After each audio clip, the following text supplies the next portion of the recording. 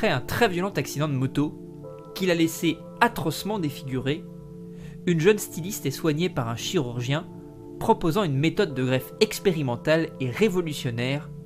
aux conséquences inconnues.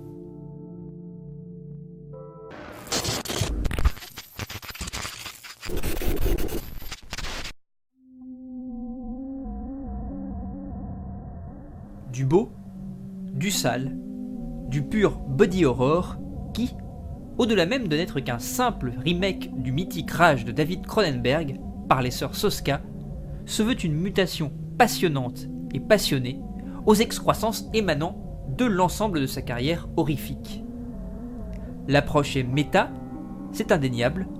constitue une touchante et riche déclaration d'amour au cinéma fantastique, agressif et subversif d'une viscéralité à fleur de peau des 70s,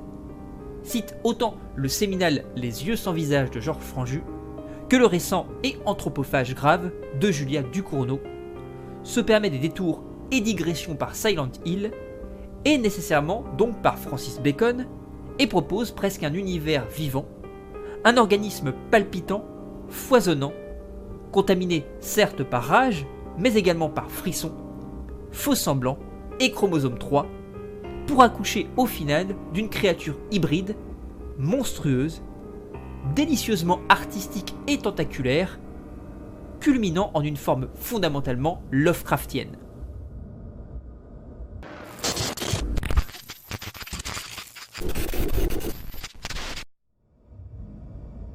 Mais tout cela n'est pas qu'un savant mélange geek, un jeu de piste érudit, de et pour cinéphiles déviants multipliant les greffes transcinéphagiques, suintant et excitante, mais un trip premier degré, jamais cynique, rigoureux et ambitieux, qui tient le genre en haute estime, sans pour autant faire démonstration d'une quelconque prétention.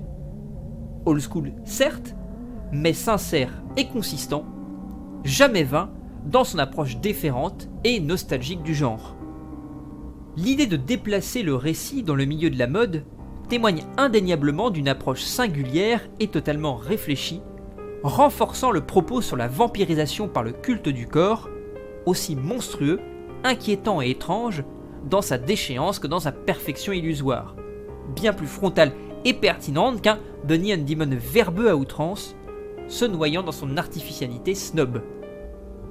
En cela, les sœurs Soska s'échinent à fabriquer un remake noble, dont la note d'intention et la profession de foi sont amenées dès les premières lignes de dialogue au double sens appuyé, définissant ce que ce devrait être l'humble exercice, soit un travail de recréation,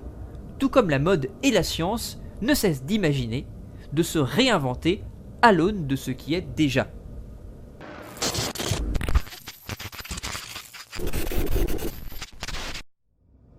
Il convient dès lors d'insister sur le fait que Rabid version 2019 ne se complaît jamais dans une pose réflexive stérile. Il est aussi et avant tout une pure série B vicieuse et malsaine, gore et même souvent franchement dégueulasse, sacrifiant toutes ses velléités philosophiques abstraites sur l'autel de la générosité en prenant soin de leur retirer les entrailles grouillantes pour nous y plonger tête la première. Du cinéma d'exploitation à l'ancienne,